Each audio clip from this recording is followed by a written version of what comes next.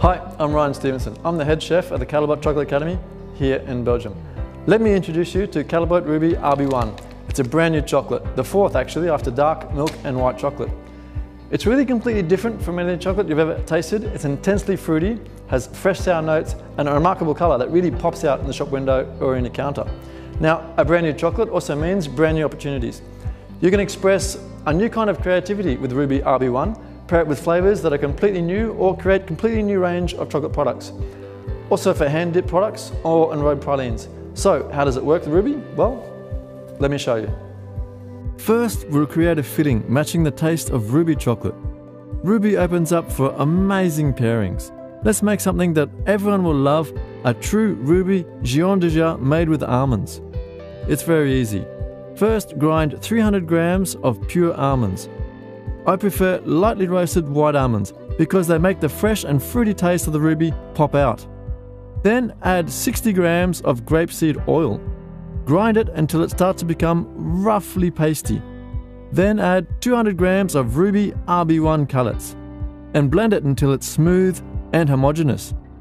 I stop here when the almonds are still a little bit grainy because it enhances the mouthfeel. Regularly check until you obtain the right texture. And that's it, your Ruby Almond Géant déjà is ready. Check the temperature, it should be around 29 degrees Celsius.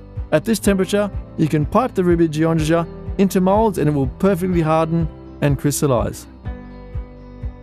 So I transfer the Géant déjà into a piping bag and pipe the filling into a silicone mold. Tap the mold briefly to get rid of any air bubbles. And off it goes into the fridge at 16 degrees Celsius for at least 2 hours for the Géant déjà to crystallize. Our Géant déjà fillings are ready, nicely hardened. I've unmolded them and leave them at room temperature, which is ideal. So now it's time for dipping. So how to enrobe with Ruby RB1? Well, pretty much the same way as with any other chocolate. First thing to keep an eye on is the room temperature. Ideally, it should be around 18 to 20 degrees.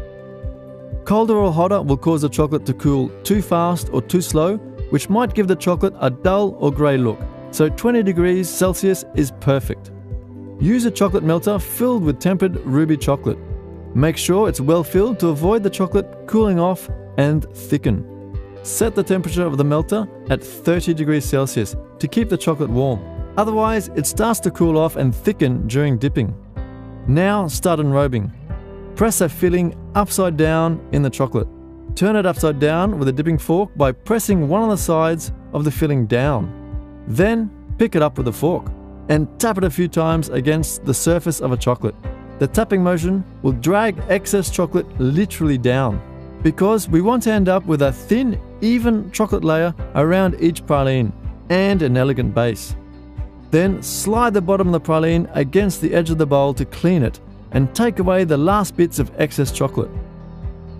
Gently deposit the praline on a plastic sheet. Make sure there's enough space between the pralines. If they're too close to each other, you'll risk the chocolates to stick together on the sides or on the base, and that's not what you're after. While the chocolate is still wet, you can do the finishing touch. Try arranging some dried flower petals, for instance. And this way you can finish all the pralines. All done! And Ruby RB1 is still perfectly fluid. I'll then leave the praline to cool down completely, either at room temperature or for a few hours in the fridge at 16 degrees Celsius. The end result should look like this: a nice satin gloss on the outside, perfectly snappy chocolate, and an evenly thin chocolate layer around the filling.